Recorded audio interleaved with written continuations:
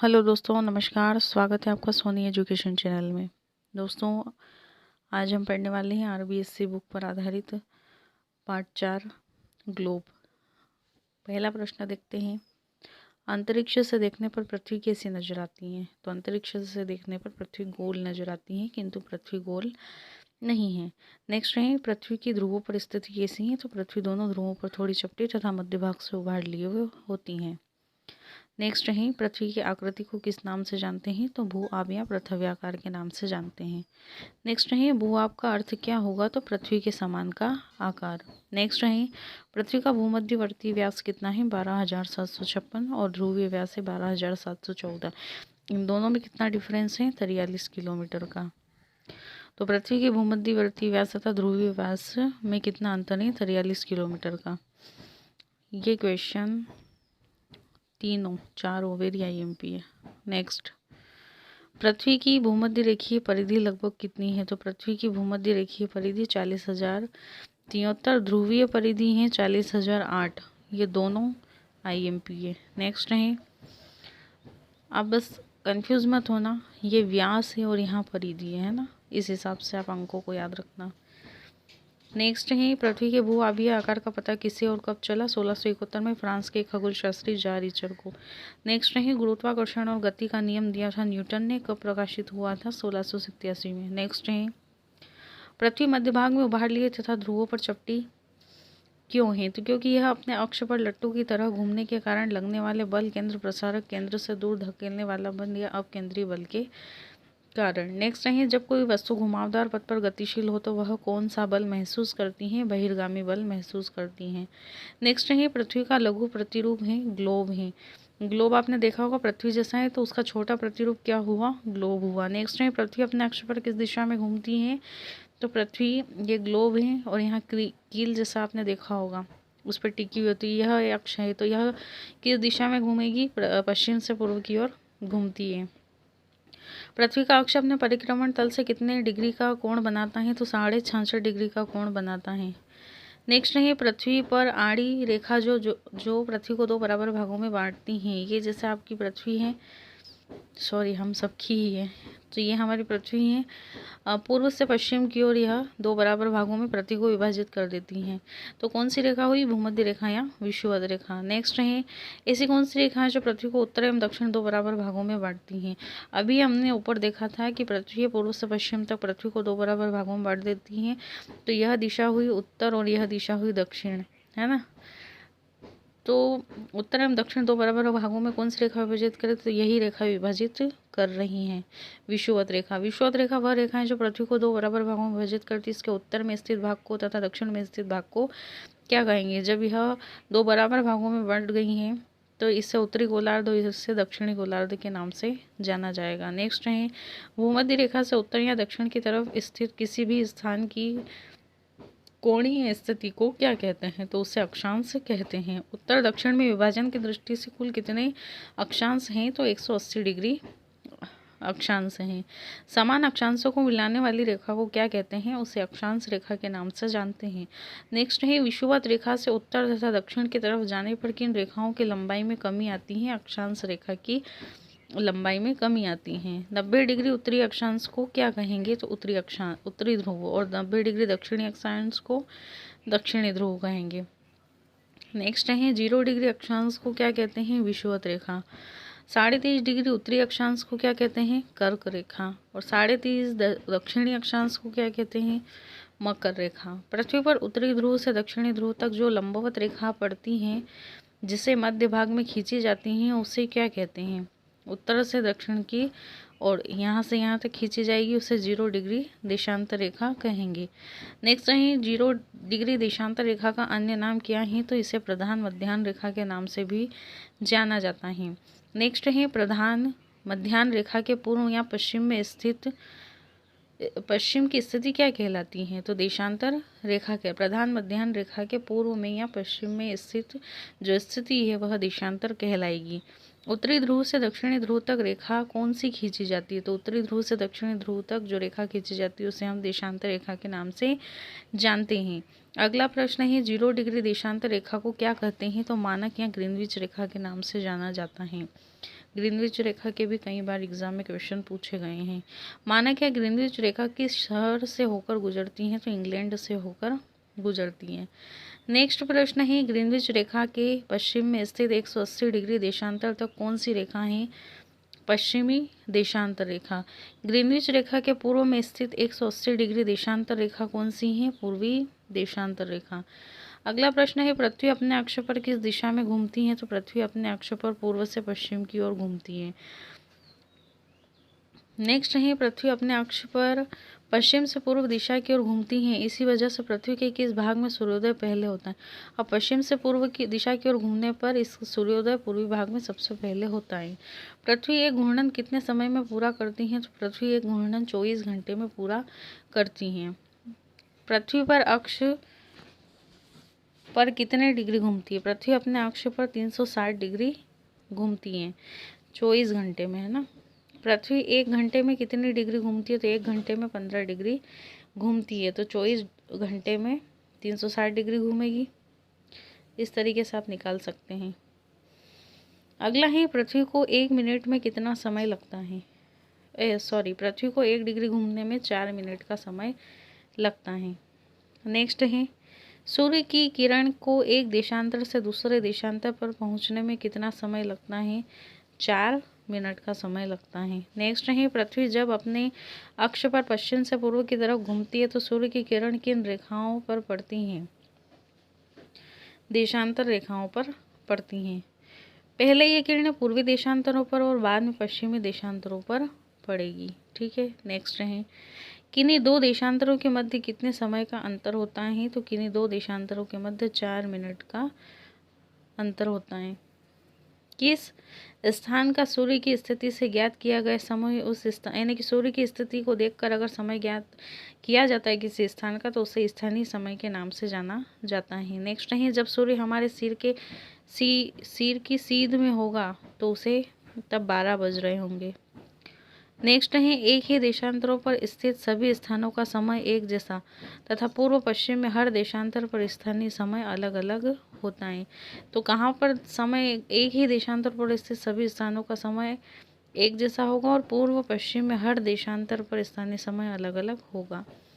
Next है किस स्थान से 1 डिग्री पूर्व की तरफ जाते हैं तो उस जगह के स्थानीय समय में 4 मिनट जोड़ दिए जाते हैं। नेक्स्ट है किसी स्थान से 1 डिग्री पश्चिम की तरफ जाते हैं तो उस जगह के स्थानीय समय में 4 मिनट यानी कि पूर्व की तरफ जाएंगे तो 4 मिनट जोड़े जाएंगे और पश्चिम की तरफ जाएंगे तो 4 मिनट घटा दिए जाते हैं। यदि किसी देश में कई देशांतर रेखाएं होगी तो उस देश का स्थानीय समय क्या होगा? तो उस देश यानी कि कई स्थानीय समय होंगे।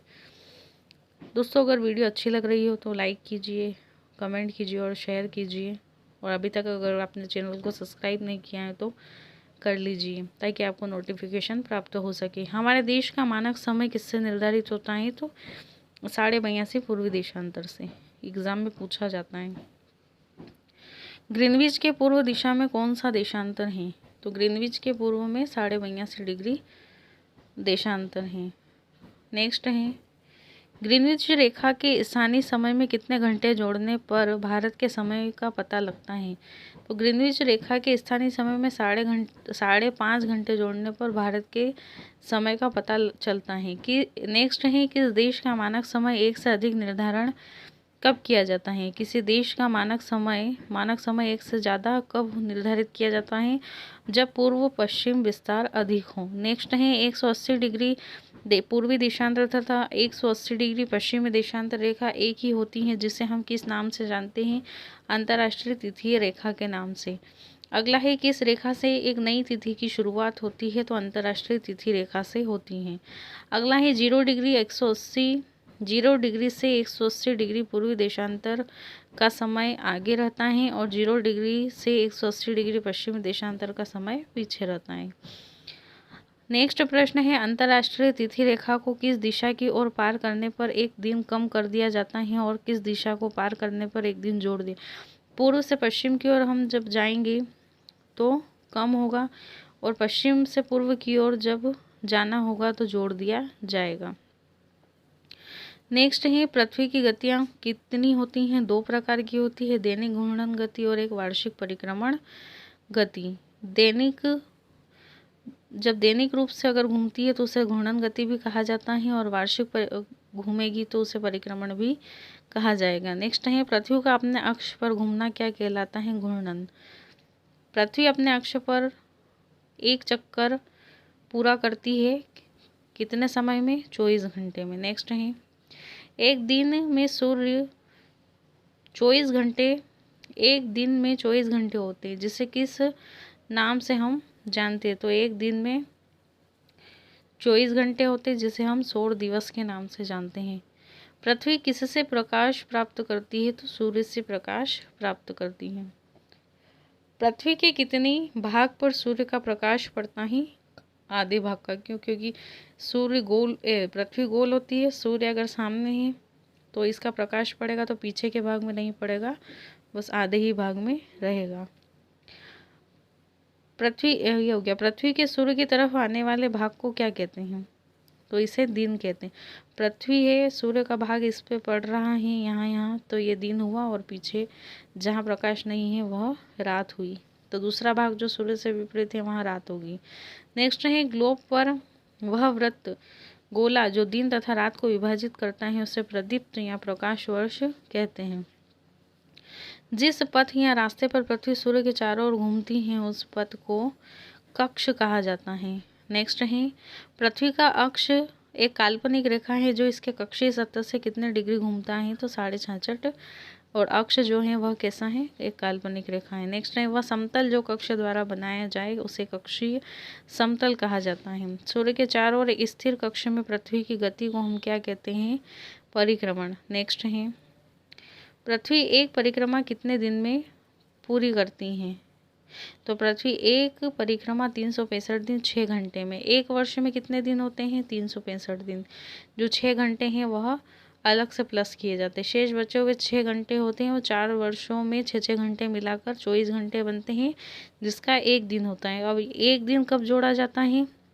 प्रत्येक चौथे वर्ष यह एक दिन जोड़ा जाता है, और किस महीने में जोड़ा जाता है? फरवरी माह में। फरवरी माह 28 दिन का होता है, लेकिन चौथे वर्ष वह एक दिन जुड़कर 29 दिन का हो जाता है। नेक्स्ट है लीप वर्ष या अधिवर्ष किसे कहते हैं? प्रत्येक चौथे वर्ष जिसमें फरवरी 29 दिन की होती है उसे लीप वर्ष या अधिवर्ष के नाम से जानते हैं। नेक्स्ट है पृथ्वी अपने अक्ष पर कितने डिग्री का कोण बनाती है? तो 23.5 डिग्री का कोण बनाती है। यह झुकी हुई स्थिति में ही सूर्य के चारों ओर अपनी परिक्रमा पूरी करती है। नेक्स्ट है उत्तरी और दक्षिणी गोलार्धों में ऋतुओं का एक चक्र पृथ्वी द्वारा की गई सूर्य की परिक्रमा पर निर्भर करता है। अगला प्रश्न है पृथ्वी पर एक वर्ष में मार्च माह से सितंबर माह के बीच सूर्य की सीधी किरणें कहाँ पड़ती हैं? उत्तरी उष्ण कटिबंधीय क्षेत्र कहेंगे या फिर विषुवत रेखा और कर्क रेखा के मध्य भाग को। यही भाग उत्तरी उष्ण कटिबंधीय के नाम से जाना जाता है, जो मार्च माह से सितंबर माह के बीच इस पर किरणें सीधी पड़ती हैं।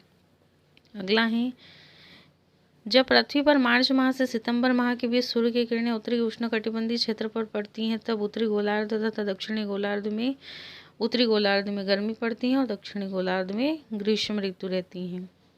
नेक्स्ट है यह स्थिति हमने ऊपर पढ़ा है जो प्रश्न उसी के अनुसार यह स्थिति पुनः सितंबर माह से मार्च माह के बीच सूर्य की किरणें दक्षिणी उष्णकटिबंधीय क्षेत्र अर्थात विषुवत रेखा और मकर रेखा के मध्य गिरती हैं, तो इस समय यहाँ शीत ऋतु उत्तरी गोलार्ध में होगी और दक्षिणी गोलार्ध में ग्रीष्म ऋतु होगी। नेक्स्ट है सूर्य की सीधी किरणें विषुवत वृत्त पर कब पड़ती हैं? 21 मार्च को पड़ती हैं। और किस दिन पृथ्वी पर दिन एवं रात बराबर होते हैं? 21 मार्च को।